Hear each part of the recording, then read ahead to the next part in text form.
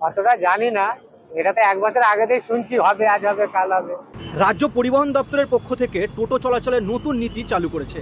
এখন থেকে সব টোটো বাধ্যতামূলক রেজিস্ট্রেশন করতে হবে এবং নির্দিষ্ট রুটে চলতে হবে। জাতীয় সড়ক ও ব্যস্ত প্রধান রাস্তায় টোটো চলাচল নিষিদ্ধ। টোটো মালিকদের দিতে হবে বার্ষিক কর, আর একজন মালিক একাধিক টোটোর মালিক হতে পারবেন না।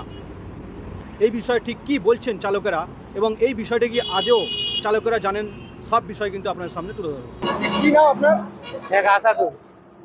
কালকে যে নতুন নীতি চালু করেছে রাজ্য পরিবহন দপ্তর, এই বিষয়ে কি বলবেন, জানেন আপনি? না, অতটা জানি না, এটা তো 1 বছর আগে থেকে শুনছি হবে, আজ হবে কাল হবে।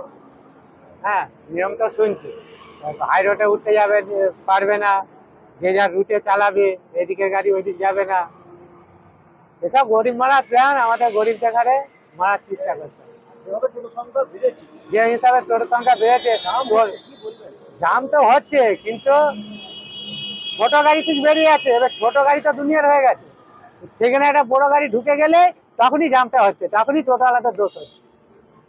কিন্তু ফাঁকা রাস্তাতে টোটো কোনো জাম হচ্ছে না, ছোট গাড়ি বেরিয়ে যাচ্ছে মোটর গাড়ির মতো। কালকে যেটা বেরিয়েছে আপনি জানেন আজও নীতি বিষয়ে? না, কালকেরটা আমি শোনা হয়।